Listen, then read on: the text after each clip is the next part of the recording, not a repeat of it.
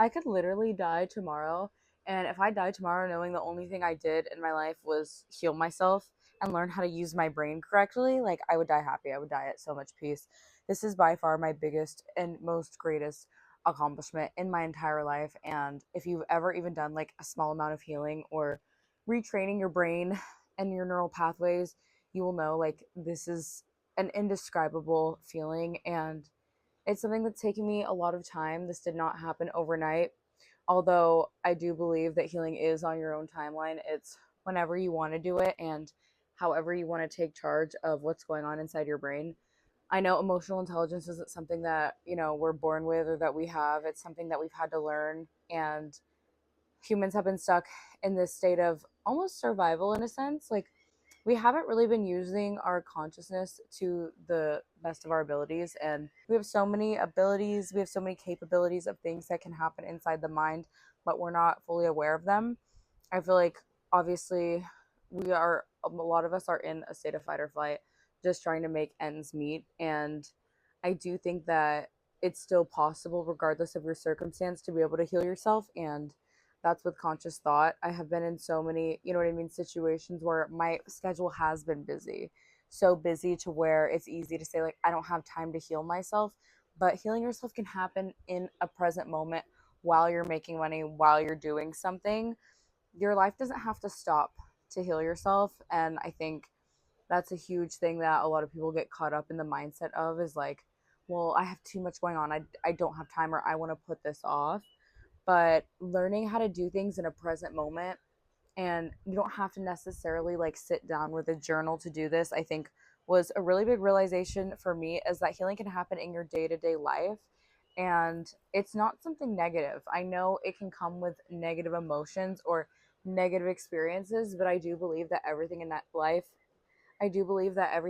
this life is very neutral at the end of the day, and everything is how you perceive it, everything is how you make it, and you don't have to continue to live the life that you're living physically or mentally, because regardless of what's going on in your physical reality, it's really the way that your mind feels about it. And it's so easy for us to get caught up in the physical world since it is how we're experiencing it a lot of the time. And we say like, oh, I can't be happy until this happens, I can't be happy until I have this. And so we put space between now and what we want. And in reality, you don't have to live your life that way. You can live a peaceful life without negative emotions, without experiencing pain. And everything's all about the way you perceive pain and the way that pain is inflicted upon you. And this is something I wish someone would have told me so long ago. And I think a lot of people did. I've heard a lot of the phrases that I'm about to like use and say, and I'm sure a lot of things I say like you've heard a lot of times, but it doesn't click until it clicks, and it doesn't make sense until it makes sense. Like you can hear a lot of things, but it doesn't necessarily resonate unless you've been through it. So for me, how I think the best way to heal, because obviously, especially with modern day spirituality and everything that everyone talks about, people talk about healing yourself through vibrations, through affirmations, through subliminals, through so many different types of things. And I'm not saying those don't work, but what I found the best, um, in terms of my healing and helping other people heal themselves, is cognitive thinking, cognitive therapy, whatever you want to call it, but more of like a psychological thought process. And a huge reason as to why I like to heal psychologically and through thoughts, and you know what I mean, taking your brain away from thought fusion and healing from a place of a verbal thinking mentality, is I feel like that actually solves the root of the issue. You can say affirmations all day long, and maybe over time, over months, you'll start to believe it, but it's not an immediate fix, because a lot of the time we don't believe the affirmations we're telling ourselves. We really don't. Like, you can look in the mirror and say these things to yourself every day, but does it actually really work? Again, maybe over time, but I know for me, I didn't believe the things I was telling myself in the mirror. So, how could it work? And so I think breaking down beliefs that you have about the world and yourself, like core beliefs, is the best way that I went about fixing myself. Not that there's anything wrong with you, but I like to use that term because I was broken. My mind was a nasty, sick place, like disgusting. Like I would love to see my brain on a scan and see how unhealthy my mind was, because the way that I viewed the world and myself and others was so toxic, it was hard to just exist. And you know that you need to heal when you're not happy, when you're not at peace. And I think happiness is also something that I got stuck up in for a long time regarding the way I perceive the world, and healing in and of itself. I was always looking for this mass amount of dopamine and happiness. Like, I want to feel on cloud nine all the time. And that's actually extremely toxic and unhealthy over time. And I didn't realize that at the time, but now I reflect back to the beginning of this year even, and there is a lot of ecstasy that comes with healing. I'm not going to say it doesn't. Like, it feels like you're on drugs, because relieving yourself of all of that negativity and darkness is like a dream that you never thought would happen, especially when so many of us experience so much pain on the day to day. It's like, how did I do this? Like, and I realized for myself, it's happened multiple times throughout my life. I would say like 3 times I've been through intense purging, I guess you could say, of the darkness, where it's like this elated, insane feeling that is like so indescribable. And I just wanted it to last. And I was trying to do everything to make that feeling last. But the whole reason why I think that feeling is important, although it's unhealthy for a long period of time, is because, first of all, your mind remembers. And so, even dark feelings like trauma, your mind remembers. Your mind holds on to these emotions very intensely. You can remember more things from emotion, or like emotional experiences, than you can with anything else. And so I think it's really important to, at least for me moving forward, is understanding that I need to remember that experience so I don't get myself caught in past psychological thought processes, because it's so easy to revert back to who you were after you've healed. And it's still something I'm mastering today.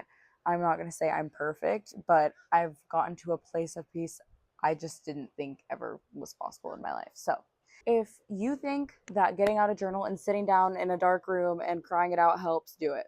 I know I've done that several times. Sometimes it really does help. I'm not going to say it doesn't. But I know a lot of us don't even want to take out the journal. Like, I know for me, when I take out the journal, it's like, oh, this is literally like my last resort right now. Like, oh my God, I don't want to do this at all. Like, this is the worst thing right now. So for me, I like to heal just in my actual real life. So let's say someone does something, someone says something, someone posts something, anything that bothers me, makes me feel uncomfortable, makes me feel any sort of physical or mental reaction that isn't positive, I immediately attack it. I don't shove it off. I don't externalize it, and I don't play victim. Those are the main things that keep us trapped in thought patterns and negativity, and, lack of evolution, or like not being able to evolve, because the biggest way I believe a human can experience pain is through lack of evolution, staying the same, staying in a place of comfort and not moving forward. And I think in order to move forward, that is uncomfortable, and it is for most people. I know it was for me. And what I had to do is investigate each trigger. Let's say someone said something to me that it rubbed me the wrong way. I literally have to ask myself, okay, why are you mad? Like, actually, why are you mad? And again, it's so easy to be like, well, that what that person said was rude. And okay, that could be true. But what deep down is actually the most upsetting? Do you feel inferior? Do you feel less than? Do you feel taken advantage of? Do you feel like that hinders your confidence, and why? Why is what someone else doing and saying affecting you negatively? That is now your problem. It is not because they're a mean person, because they're a bad person. It could be, let's say, but that's all opinion based. You can't just blame that on someone and move on with your day after you've processed the emotion, because that's not going to get you anywhere. The whole point is resolving each emotion as it comes in that moment, even if that means you need to go take a second. I know some emotional reactions are bigger than others. For me, sometimes I would have crazy reactions that would make me actually have to sit down and confront myself, like, girl, that's actually a problem the way you reacted like that, like, get a grip. But I think sometimes things are really minor and little, and since they're not that big of a deal, we tend to overlook them. And I think it's really important to actually attack each thing. And it becomes easier once you get into the process of doing it often. I know for me, I was surrounded by so much negativity all the time. At one point in my life, every thought I had was negative about everything and everyone, and everything that happened, it was everyone else's fault, and I was always victim to everything. Like, I am literally the queen of being a victim. Like, I love to live in that reality, but because it makes you feel better, like that you're not responsible or that someone else needs to figure this out for you. But in reality, it holds you back so much, and I hate the amount of time I spent playing victim, because I do think obviously some of our experiences are, especially in childhood, like there was so much we can't control, but now taking responsibility in a present moment is only going to lead you to greatness. And I think even a lot of things I had to figure out were coming from a place of fear. And I think that was the main lesson I learned in my healing journey, was understanding like where the fear is arising from and how I can move forward in peace. So I would say now I'm at the point where when anything negative happens, it's so much easier for me to identify, because I'm not clouded by so much negativity. When your mind is just rotting with darkness, it's it just, things get blurry, things get confusing. You're like, wait, everything's bad. So how do I know what's comfortable and what's not? You know what I'm saying? I don't know if that makes sense. But for me, over time, letting those beliefs go, I'm at the point in my brain where I'm like, if one bad thing makes me feel weird inside, it's just easy to be like, okay, why though? And resolve it right then and there, rather than letting like a collective amount of things build up until I crack, essentially. I think you can completely transform your brain the opposite of anyone that raised you, anyone that you've been around. I do believe you are who you're around. If you're around people who don't live great, like, if you're around people who don't live great lives, you're probably not going to either, because unconsciously you are adapting to all of the beliefs that are around you all the time. And if you're not careful and you're not watching out, it really just becomes your reality. And obviously, as human beings, we want to be surrounded by people. Like, that's a huge thing that I had to break away from. I was a very codependent person. I never wanted to be myself. Like, I needed to be around my friends, and especially people that have been in your life for such a long time. Anyone that knows me knows that all my friends I had for like literally 10 years, like I could not be without them. They were basically my family members, because I felt like I didn't grow up with a family, and I made a bunch of people my family. And especially people you grow up with, you don't really realize your differences or the things you want, because your thoughts have kind of merged with the others, like, essentially, and those attachments keep you stuck. And that was a huge thing for me. Even the other day, my sister was just saying, I can't believe you're on your own by yourself all the time. Like, that is the craziest thing ever to me, because you are someone that could never go a day without like hanging out with someone, like. And that's why I really believe that change is possible for everyone, and you can't be a prisoner of your past. And I don't believe you should hold other people as prisoners to their past. I think it's easy to see someone as a villain, even if they're not the same person they were for 10 years, because inside, if you've never made that change to heal yourself, you're not going to be able to understand that that's possible for other people. And for me, I know that the way my brain works today is nothing like it used to work. And I think a more physical example of that could even be, me being vegan, the way that I don't even view food the same anymore. And that can be shown in my physical reality. I can't show you the way my brain's changed, and people can assume I lie about things, but all I know is that authenticity is the highest vibration a human can vibrate at. And I know for me, like, I refuse to vibrate at anything other than authenticity. I'm always going to be real, regardless of what anyone thinks, because that's what brings me peace. I noticed, like, even when I would fake who I would fake who I was online in the past. I would fake who I was at work. And I put up this mask, and putting up this mask and not being me made me sick, made me so depressed. And you don't realize, again, when you're in so much negativity, you don't realize these little things that you're doing are adding to your darkness, fears of what people might think if you really speak your truth, and maybe being condemned in the past for things you've done and said, and not feeling safe enough to be vulnerable and be real. And I know that change comes with uncomfortability, but for me, like, the quickest way I was able to identify what I needed to fix was really allowing myself to feel the uncomfortable things. When you feel an emotion, like, don't run to resort to that dopamine fix to cover up that void, because it's screaming and it wants you to address it. When you're crying, when you feel a physical reaction, literally anything negative that you experience in your reality, it's screaming at you to come help. Like when you get a cut, when you get a wound, it's going to keep hurting until you address the infection. And that's how it is in the human mind. And it's just something that a lot of people normalize. So many people say, like, it's, you can just let it go. Like, that's normal, you know? Like, you're okay. Like, they're wrong. You have all these people outside of you in your circle to validate your experience, but they could be holding you back and you don't even realize. And those people think that they're comforting you too. But the best thing that you can do for yourself is confront yourself and say, yo, like, why am I feeling like this? What does this root from? Like, how can I change moving forward? What is going to help me be at peace so I don't experience this again? I know for me, it was super hard for me to demand respect for a long time from anyone. I let people mistreat me so much, like to the point of I believed that I wasn't deserving of respect and love and decency. People treat you the way you let them.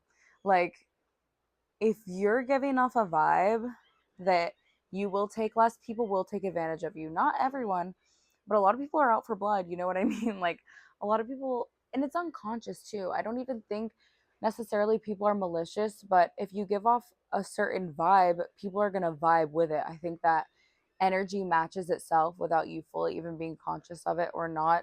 If for me, I was like a huge people pleaser. People pick up on that whether they even recognize it, that that's what you're doing. They can pick up on the fact that you feel inferior, and they'll do with that what they will, consciously or not. And so I think a big thing was, if I felt, you know what I mean, disrespected, learning how to actually go about dealing with that and having a game plan for if that were to happen, you know, like mentally preparing and being able to advocate for myself. Because again, like, those conversations are hard. I'm not saying they're not, but you end up denying yourself. You deny yourself every single time.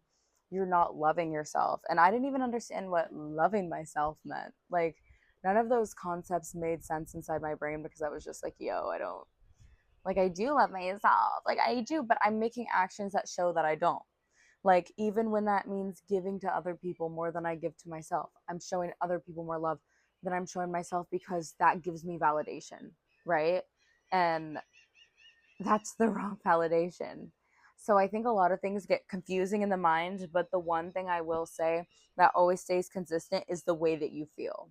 And I don't believe that we're supposed to feel negatively as human beings. I mean, it comes with being a human, but I think the point is to try to reach a place of contentment and peace. Not on a super high where you're so happy all the time, and not necessarily sad.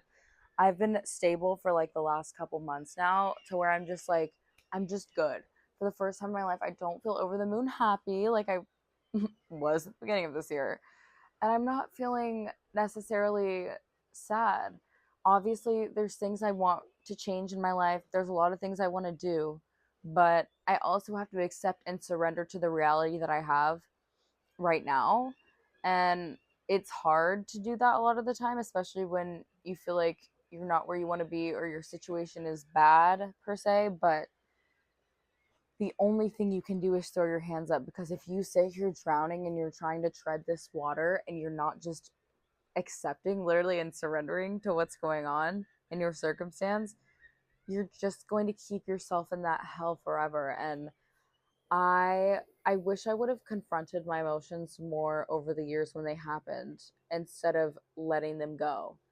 Because even years in between healing phases, I would be super upset, super mad at someone. You know, we all experience emotions all the time as a human, and letting those things go without literally like deep introspection kept me in a worse place mentally, physically, in every way possible. And the life that I live now and everything I do and say, it genuinely feels like I've jumped timelines, lifelines. Like, if I think back to who I was a year ago, I actually don't know her.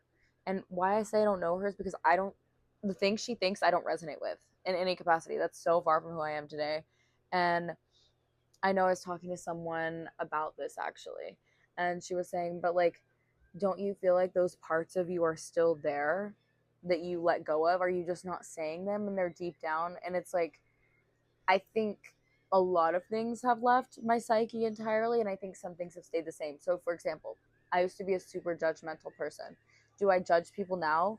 Not often. It doesn't happen often that I get those negative thoughts in my brain like it was in the past. But I will say something that does still stay with me today that I'm still working on, that I don't feel like totally have eradicated, is like the feeling of shame.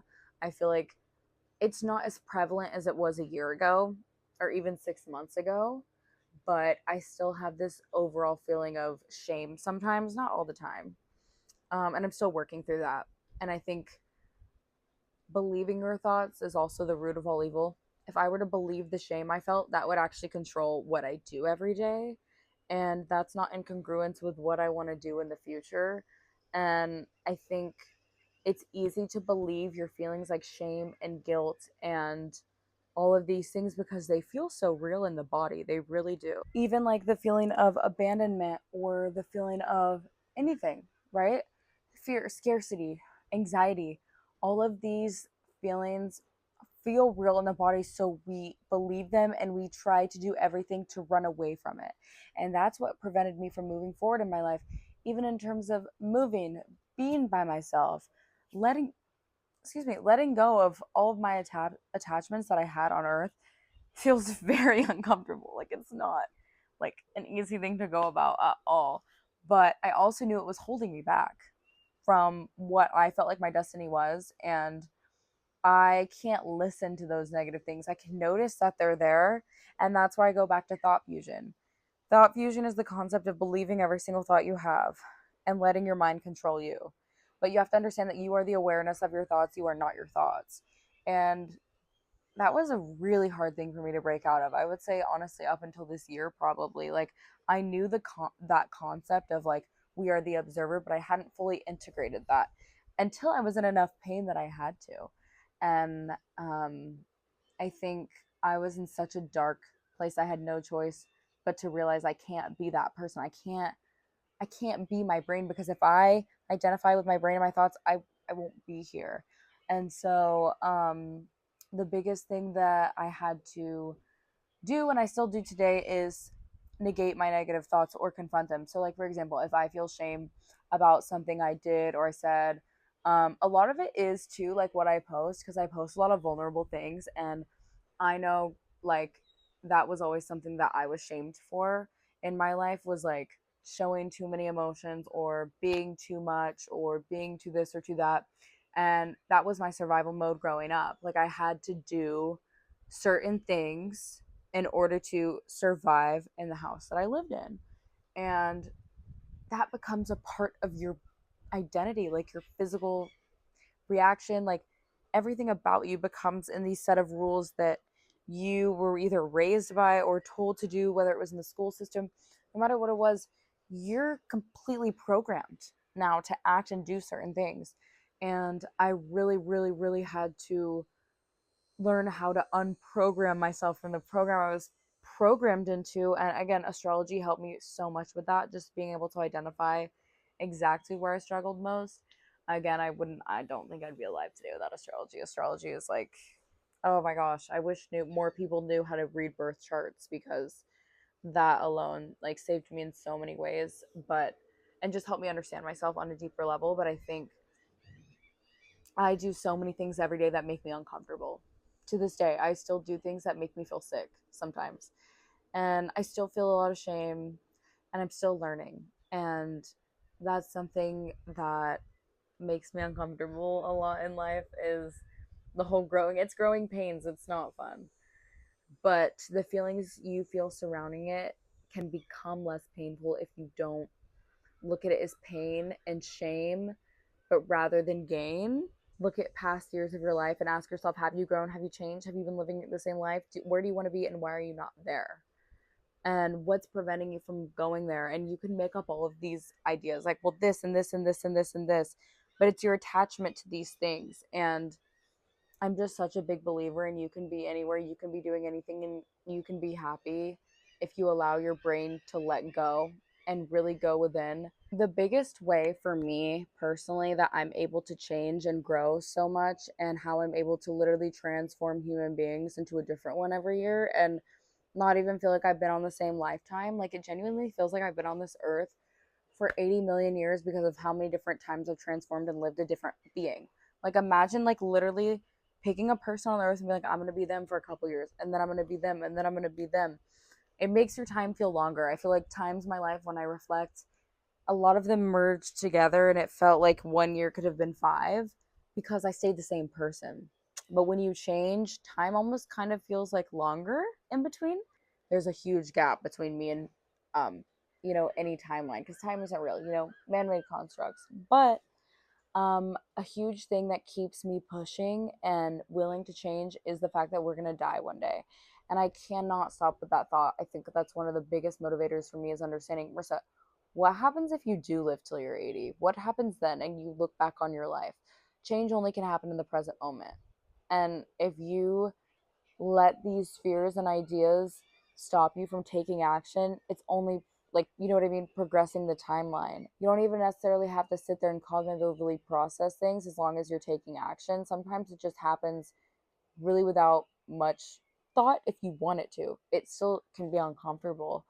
But I think sometimes it's easier to think things out. It feels safer. So I'm the queen of like observing and being safe. Like, I'm a Capricorn. Like, I like to just like watch, you know what I mean, before I like do a lot of stuff, and really think it through. I'm an overthinker. So for me, I really had to go within my thoughts and be like, okay, why are you doing this? What happens if you do this? What happens if you don't? What are the consequences you have to pay? At some point, you have to, you know what I mean, really ask yourself, in this day and moment right now that you're seeing this, are you really where you want to be? And if you're not, what steps can you take every single day to get there? Because that alone brings me peace personally. Even if I'm not where I want to be, I love waking up every day knowing I tried. And I can die peacefully knowing I tried.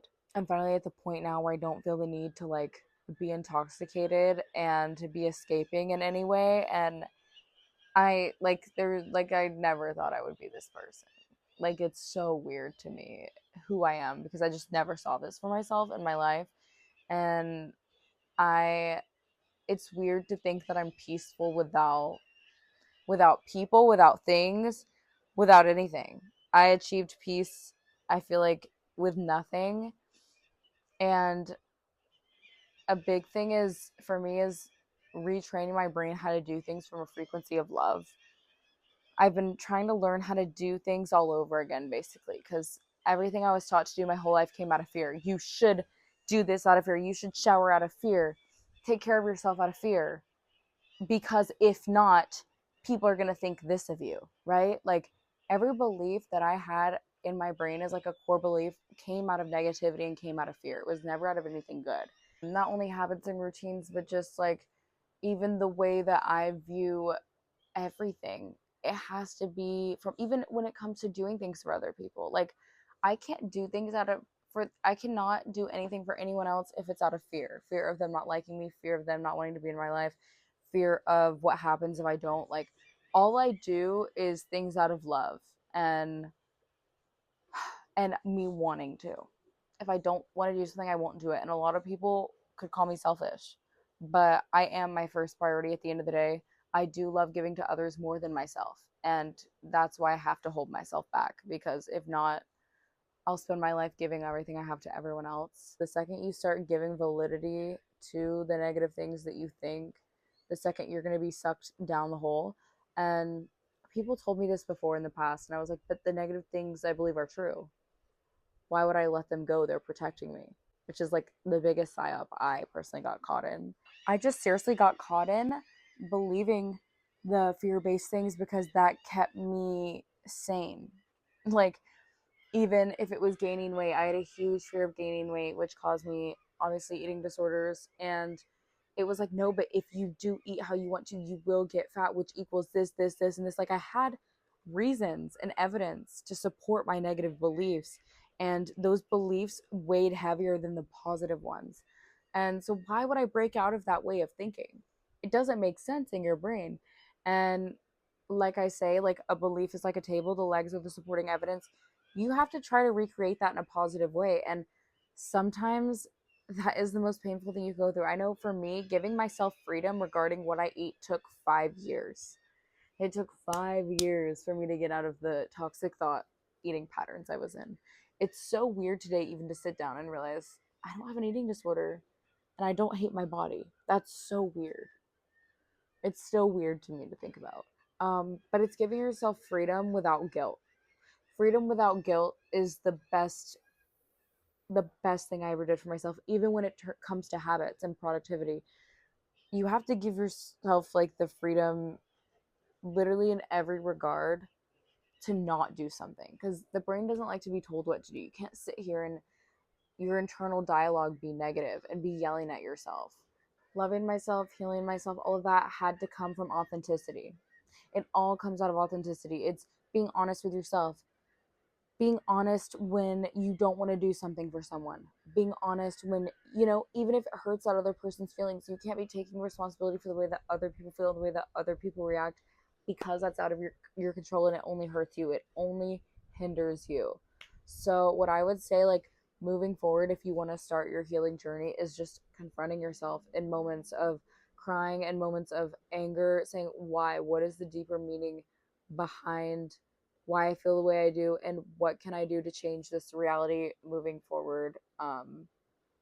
And how can I handle this better in terms of like loving myself and respect, which I know sounds like super vague, but even it can come down to as simple as you not wanting to go to work one day. Why don't you want to go to work? Do people make you feel a certain way at work? Is there a different job you'd rather have? What's preventing you from trying to get a new job? Can it be something fixed at your current job? Do you get paid better at your job now than you would get paid somewhere else? Okay, weighing out the pros and cons. Let's say you do actually want to stay in this company, but certain people are upsetting you about certain things. Can that be a conversation? If nothing can be done about it, like, is it really worth the money to you? Would it actually be better to make less and be happier? There's so many things that come with fear from situations like that, and we have so many attachments to, well, I couldn't do this, I couldn't do this person might think this of me, or this might happen to me, what if I regret this?